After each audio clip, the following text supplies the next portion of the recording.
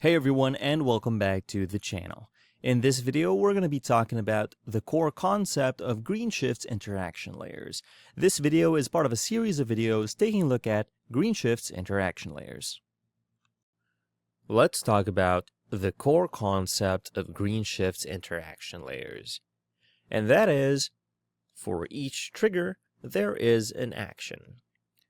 In this example, our trigger will be onClick, and the action is to hide element. Let's go ahead and view this page on the front end and see what we mean. Let's go ahead and click on this image, and it disappears. The element is hidden. So our trigger was the click, and the action is hide element. Now if I clicked on this one, this green text also disappears. So let's see how this works. Okay, before we move any further, let's talk about Greenshift's blocks. So Greenshift has Greenshift blocks, which are these ones with blue icons. And if you scroll down, you will find green light elements. And they're basically the same thing.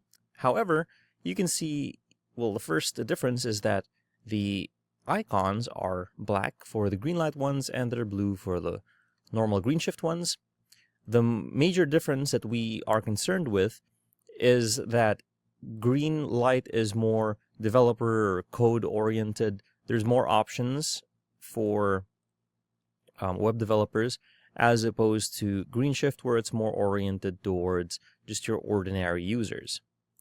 So what we're concerned with is in interaction layers, you'll find that under the green light elements, it's just on this one column, and interaction layers is right there.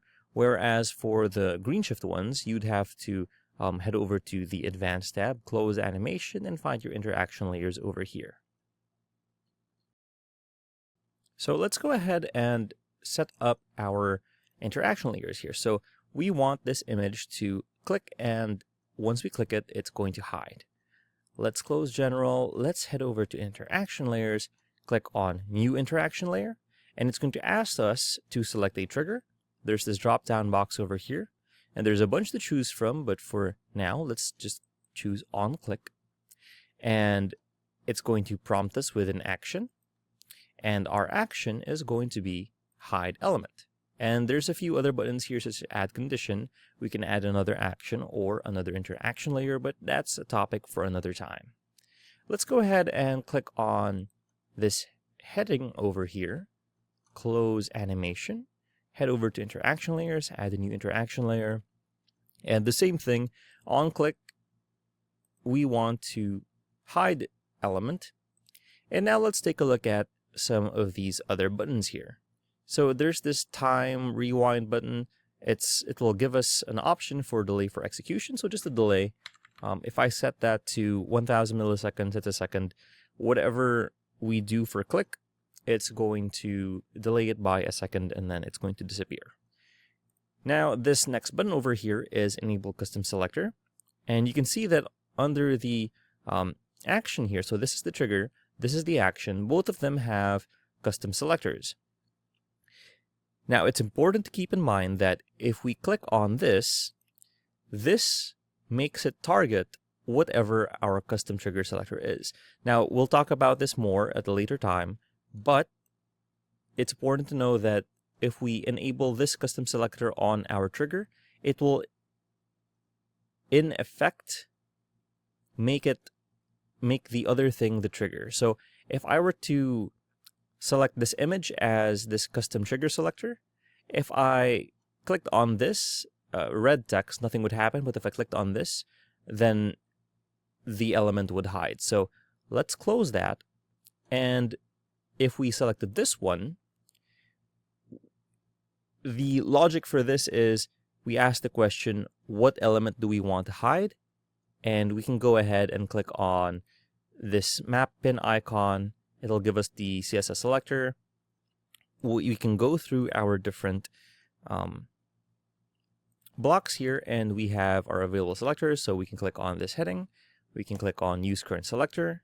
And now the logic for this is once we click, and it's blank, once we click this red text, it's going to hide this green text, after a second or 1000 milliseconds. And the final one that we want to talk about is this power button, and that is enable an editor. If we turn this on, we can preview the actions, the triggers and actions on our editor, but it's always best practice to just leave this disabled, save it, and then take a look at it on the front end, because sometimes the editor can be buggy or it just won't act right. So let's go ahead and refresh our live site, and let's take a look at how it works. We click on our image, it disappears, okay? And if we click on this green text, nothing happens. But if we click on this red text, after 1 second, the green text disappears. So there's the core concept of Greenshift's interaction layers, that for each trigger, there is an action. There you have it, the core concept of Greenshift's interaction layers. If you found this video helpful, please leave a like, comment, and subscribe to our channel, as it really helps us out with the YouTube algorithm, show this kind of video to other nerds like us. Thanks for watching, and we'll see you on the next one.